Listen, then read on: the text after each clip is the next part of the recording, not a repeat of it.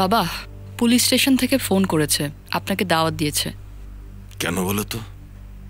আজকের ঘটনা নিয়ে। দু একজন প্রত্যক্ষদর্শী ছিল, তারা এগুলো নিয়ে কথা বলেছে। জরুরি না, কিন্তু আমরা যেতে পারলে সেটা ভালো হতো।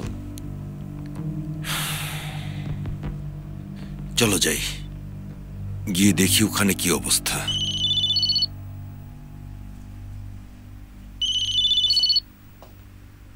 হ্যালো মিস্টার মুস্তফা, এখনই স্কুলে চলে আসুন।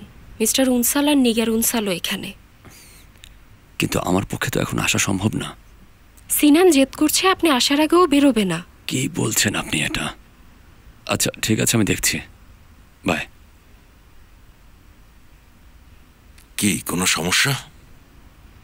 না, তেমন কিছু না স্যার। আমার ছেলের স্কুল থেকে ডাকছিল, বলেছে এখন যেতে পারবো না। কেন?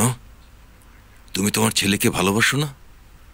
না, আপনি ব্যাপারটা যেমন ভাবছেন তেমন না স্যার, কিন্তু আপনি তো আমার পরিস্থিতি জানেনই। তাহলে ওখানে যাও, তোমার ছেলেকে বাসায় নিয়ে যাও, আজ আর এসো না। সত্যি বলছেন? তোমার আর কিছু লাগবে কিনা বলো? আপনার প্রতি কৃতজ্ঞতা। ও মুস্তফা, তোমার গাড়িটাকে নজরে রাখতে পারে, অন্য গাড়ি নিয়ে যাও। জি, তাই করবো স্যার।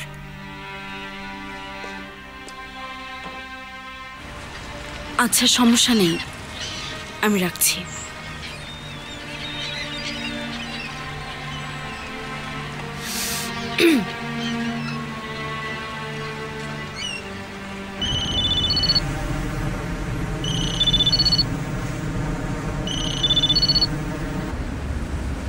হ্যালো। হাই, কেমন আছো? হ্যাঁ ভালোই আছি, শুধু সিনানের মন মেজাজ সামলানোর চেষ্টা করছি। কেন, কি হয়েছে? কিভাবে বলবো, ওনাকে স্কুলে নিজেকে দরজা বন্ধ করে আটকে রেখেছে। ও আচ্ছা, শোনো, একটা জরুরি দরকারে তোমাকে ফোন করেছিলাম। আজ রাতে থাকার জন্য আমার একটা জায়গা দরকার। আমি জানি শুনতে খুবই অদ্ভুত শোনাচ্ছে, কিন্তু তোমার ওখানে কি থাকা যাবে রাতে? হ্যাঁ, কিন্তু সমস্যা হলে থাক, কোনো অসুবিধা নেই। আমি দেখি কোনো ব্যবস্থা করতে পারি কিনা। It's okay. না না, আমি তো তোমাকে কোনো অসুবিধার কথা বলিনি। আমি এখন স্কুলে যাচ্ছি, তুমি চাইলে সিনানের স্কুলে আসতে পারো। আচ্ছা, আমি আসছি। হ্যাঁ এসো, কিন্তু তুমি ঠিক আছো তো? হ্যাঁ আছি আর কি। দেখা হলে কথা বলি, ওকে? হ্যাঁ।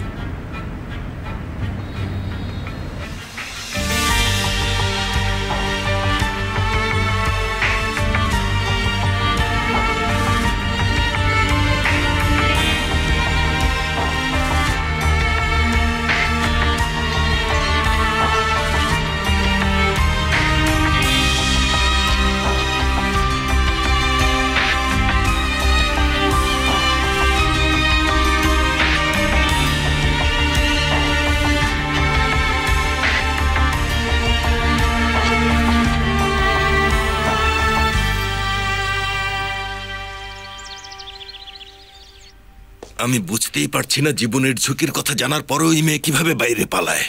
জানি না কোথায় ঘুরে বেড়াচ্ছে। আদনান যদি ওর পিছু নেয়? বাজে কথা বলো না সদ্দুদ্দিন।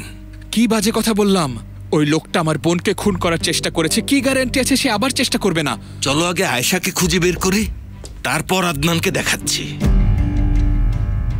আমার এত ধৈর্য নেই। সেফের ওকে থামাও।